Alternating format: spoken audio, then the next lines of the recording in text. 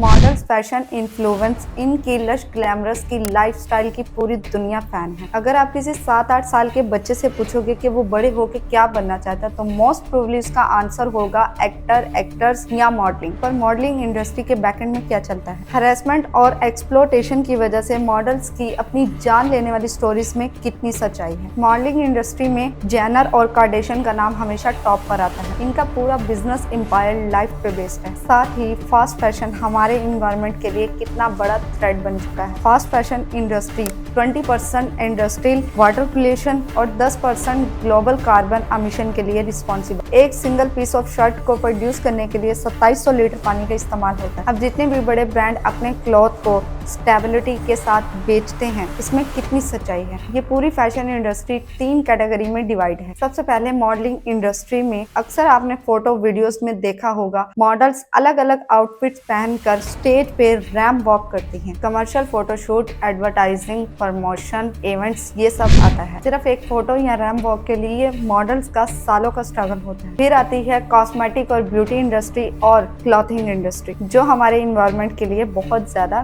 Concerning है। आज modelling industry की वर्थ $2.5 ट्रिलियन से है, लेकिन ये इंडस्ट्री एक बहुत ही शड़ी तरीके से ऑपरेट होती है। एक मॉडल की करियर की शुरुआत तब होती है जब उसे कोई एजेंसी साइन कर ले। 1946 में वर्ल्ड की पहली इंटरनेशनल मॉडलिंग एजेंसी बनी और मिड 20 तक हर्बर बाजार और वॉग मॉडल को फीचर करना शुरू किया। आज के वक्त में हजारों मॉडलिंग एजेंसीज हैं, लेकिन इन एजेंसी को ही टॉप 5 कंसीडर किया जाता है। लेकिन इनके अंडर साइन होने का मतलब है बहुत सारी अपॉर्चुनिटी और success. Absolutely wrong. Modelling agency के कॉन्ट्रैक्ट्स बहुत ज्यादा शेडी होते हैं। ज्यादातर मॉडल्स के हम फोटोशूट जो रनवेज देखते हैं वो एक्चुअल में पेड नहीं होते। Only fraction of modelling workers. Paid models की सबसे बड़ी प्रॉब्लम ये है, इनके पूरे राइट्स इनकी मॉडलिंग एजेंसी ऑन करती है। मॉडल्स की ट्रैवलिंग हाउस का रेंट कितना होगा वो भी एजेंसी तय करेगी और मॉडल्स की सैलरी वो भी एजेंसी के हाथ में है। एक्सपेंस हो या सैलरी, मॉडलिंग एजेंसी किसी भी मॉडल को पेमेंट रिसिप्ट देखना अलाउ नहीं करती। सिरी नॉल्ड जो 16 साल की उम्र में नेक्स्ट मॉडलिंग एजेंसी में साइन हो गई, उसने बताया कि उसका पहला फोटोशूट एक ऐसे फोटोग्राफर के साथ बुक किया गया था जिस पर लोगों को सेक्सुअली अब्यूज करने के इल्जाम लगे और साथ ही उसे वेट कंट्रोल करने के लिए डाइट में कॉटन बॉल खाने के लिए बोला गया। लुई विटॉन, शनायल, मार्क जैकब के फैशन शो के लिए 20 पाउंड कट करके इनका फैशन वीक अटेंड करने के बाद उसे 6 वीक के लिए सिर्फ $130 मिले। मॉडल्स की लाइफ फैशन वीक्स और मैगजीन में तो काफी लग्जरी लगती है, लेकिन रियलिटी इससे बिल्कुल ऑपोजिट है। इस करियर में इनकम बहुत ही ज्यादा इनकंसिस्टेंट होती है। ज्यादातर जो काम हम लोग देखते हैं वो मॉडल अपना पोर्टफोलियो बिल्ड करने के लिए करते हैं। एक्सपायर को बदलने और जो पैसा मिलता है वो भी बहुत लिमिटेड होता है, जिसके लिए उन्हें बहुत लंबी शिफ्ट में काम करना पड़ता है। एक रिपोर्ट के हिसाब से 81% मॉडल्स की एंजाइटी, 68% डिप्रेशन से सफर कर रही हैं और हर दूसरी मॉडल को ईटिंग डिसऑर्डर है। 31%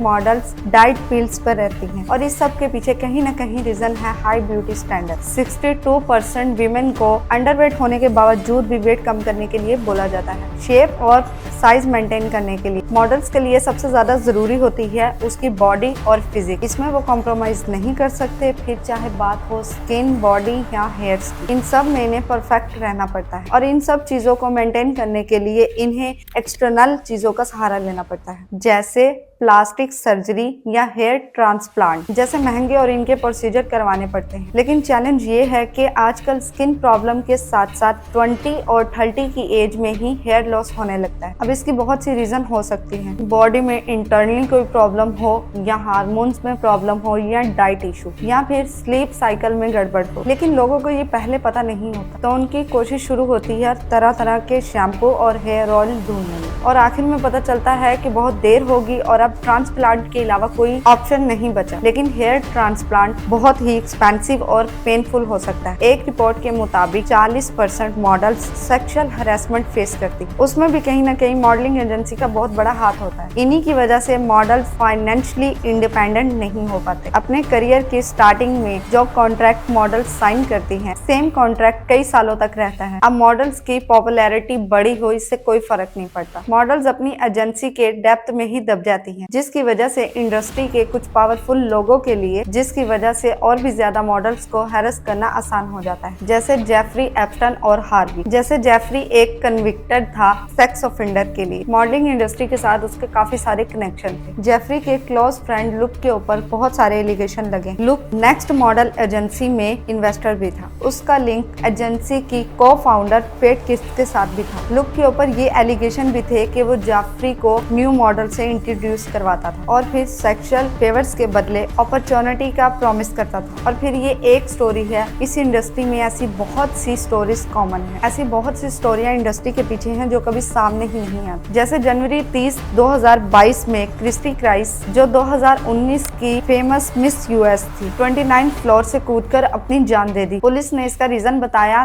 2019 की मॉडलिंग और करियर। ऐसे और भी बहुत से केसेस हैं जो कभी सामने आए ही नहीं। ये मॉडलिंग और फैशन इंडस्ट्री सिर्फ बाहर से ही ग्लैमरस दिखाई पड़ती है। जिस इंडस्ट्री का रेवेन्यू 2.5 ट्रिलियन है, उसके आगे कौन स्टैंड ले पाएगा। आजकल मॉडलिंग इंडस्ट्री का ट्रेंड वेस्टर्न कंट्री से हमारे मुल्क में भी देखने को मिल रहा है। मॉडलिंग और एक्टिंग की लेविश ग्लैमरस लाइफस्टाइल को देख के बहुत से लोग इस इंडस्ट्री में अपना पाँव रखते हैं, लेकिन इस इंडस्ट्री में सक्सेस रेट बहुत ही ज्यादा कम है और वो भी डिपेंड करता है पॉपुलैरिटी पर। पॉपुलैरिटी और फेम पाने के लिए मॉडल्स की सोशल मीडिया पर एक रेस शुरू हो जाती है। ग्लैमर और वल्गैरिटी में एक बहुत ही थिन लाइन है, बट आई गेस काफी लोगों ने वो लाइन आजकल क्रॉस कर दी है, क्योंकि ये नंबर की रेस ही ऐसी है। हर आदमी कुछ डिफरेंट करने में लगा हुआ है।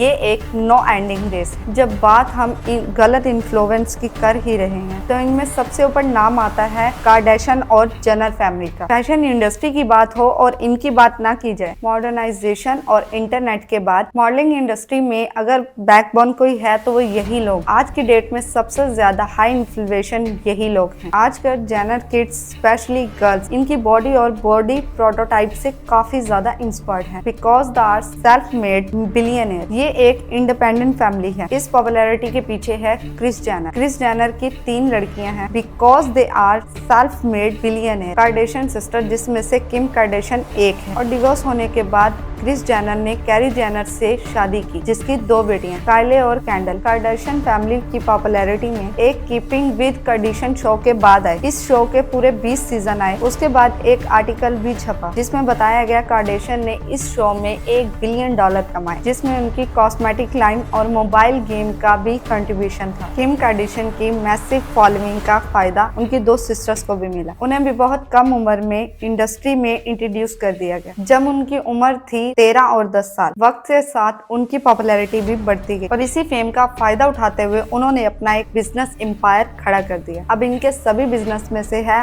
हाईली बिजनेस काइले कॉस्मेटिक। देखते ही देखते ये बिजनेस इतना बड़ा बन गया कि काइले यंगेस्ट बिलियनियर बन गए। इन्वेस्टिगेशन से पता चला है कि उन्होंने अपने बिजनेस को प्रॉफिटेबल दिखाने के लिए उन्होंने नंबर्स को मैन्युपुलेट किया है, ताकि उनकी कंपनी बड़ी दिख सके। लोगों की तरफ से उनके प्रोडक्ट्स को काफी ज्यादा क्रिटिसिज्म मिला ड्यू टू क्वालिटी। काइली और मीडिया आउटलेट के हिसाब से ये ट्रांसफॉर्मेशन काइली कॉस्मेटिक के थ्रू हुई है। मतलब जिन लोगों ने काउंटलेट सर्जरी, फोटोशॉप इमेजेस के बाद सर्टन लुक अचीव किए हैं, हमारा यूथ आज उनसे इंस्पायर्ड है और उनकी बॉडी को आइडियलाइज कर रहा है। इनका इन्फ्लुएंस इतना है कि काइली और कैंडल जेनर अगर सोशल मीडिया पे किसी ब्रांड के साथ कोलैबोरेट करें तो इनकी फोटोज और वीडियोस में कुछ ही मिनट्स में मिलियन में लाइक्स और व्यूज आ जाते हैं। जैसे 2019 में काइली कॉस्मेटिक ने बेलमैन के साथ कोलैबोरेट किया था और रिजल्ट ये था कि 24 घंटों के अंदर $1.5 मिलियन की सेल हो गई। सिर्फ कुछ ही चीजों पर इनका पूरा बिजनेस बेस्ड है। Media manipulation, unhealthy action, good looks and luxury lifestyle. ये लोग लुक्स और ब्यूटी की एक अनअटेनिमल इमेज को पेश करते हैं, जिसको लोग हमेशा चेस करते रहते हैं। इन लोगों की खुद की फोटोजेस और पिक्चर्स फोटोशॉप होते हैं। कहीं पर इनकी पिक्चर अनएडिट वायरल हो भी जाए तो इनकी पीआर उसे रिमूव करवा देती है। ऐसी और भी बिजनेस की बहुत सारी स्टोरीज हैं। आर्टिस्ट के डिजाइन को चुरा के बिना लॉयल्टी पे किए जेनर और कार्डेशन ने अपने बिजनेस को ग्रोथ किया। ऐसे एलीट्स नहीं, एक सेल्फ ऑब्सेशन की रेड लिस्ट जारी कर दी। जितने ज्यादा लोग सेल्फ ऑब्सेस्ड होंगे वो परफेक्ट और रिच होने का प्रीटेंट करना चाहेंगे और इससे डायरेक्टली इनके ब्रांड को फायदा हो। इसी ही रैट रेस ने एक बहुत ही डेंजरस चीज क्रिएट कर दी है, जो कि है फास्ट फैशन। लुक्स, परफेक्शन और फैशन कंडीशन के एलिवेशन के पीछे बहुत सारे unpaid workers, sweet shop, environmental harm की एक अनटोल्ड स्टोरी है। फैशन डिजाइनिंग क्लॉथ के पीछे अगर दुनिया को देखा जाए तो शायद वो इतनी ग्लैमरस नहीं दिखेगी। स्वीट शॉप वो जगह है जहाँ सभी ब्रांड्स के क्लॉथ के लिए मैन्युफैक्चर का काम किया जाता है। बांग्लादेश दुनिया का दूसरा बड़ा टेक्सटाइल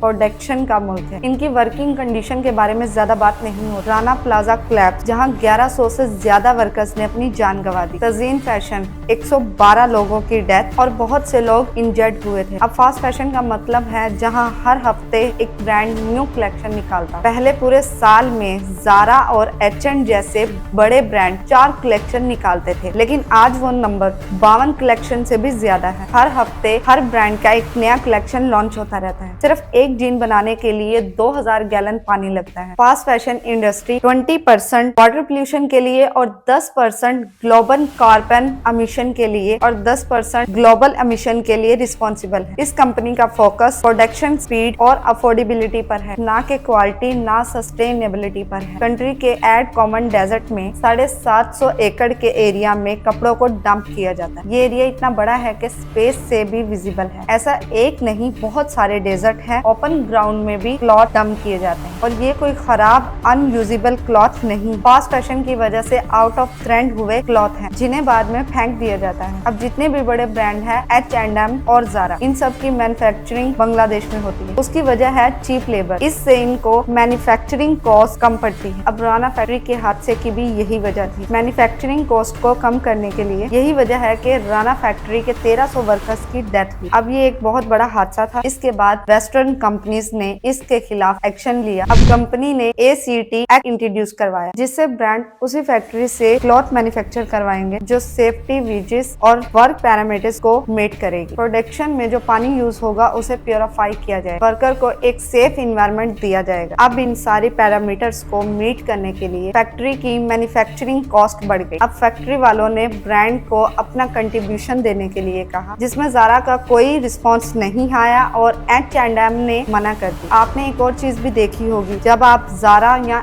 H&M का कोई कपड़ा खरीदते हैं, उसके टैग के पीछे सस्टेनेबिलिटी लिखा होता है। उसमें कितनी सच्चाई है? कंपनी का कहना है वो अपने पुराने कपड़ों को रिसाइकल करके नया कलेक्शन निकालते हैं, जिससे वेस्टेज नहीं होती और इसी टैग की वजह से लोगों के अंदर कॉन्फिडेंस जाग जाता और वो ज्यादा कपड़े बाय कर सकते हैं। H&M पर अपने पुराने कपड़े देके 50% डिस्काउंट पर नए कपड़े ले सकते हैं। इसी स्कीम के अंदर 2019 में H&M ने 29,000 टन कपड़े इकट्ठे किए, लेकिन इन कपड़ों को रिसाइकल करना इम्पॉसिबल है। ये ज्यादातर पॉलिस्टर से बनते हैं। इसमें कॉटन की क्वांटिटी बहुत कम होती है, क्योंकि कॉटन की कॉस्ट पॉलिस्टर से ज्यादा होती है। कॉटन को डीकम्पोज करने के लिए 5 महीने का टाइम लगता है, जबकि पॉलिस्टर को डीकम्पोज करने के लिए 200 साल का वक्त लगता है। किसी भी ब्रांड के कपड़े पे रिसाइकल का जो टैग मिलेगा वो झूठ होगा। ये सिर्फ कस्टमर को दिखाने के लिए, ताकि कस्टमर ज्यादा से ज्यादा कपड़े खरीदे, लेकिन आजकल इन चीजों को ज्यादा ऑब्जर्व नहीं किया जाता।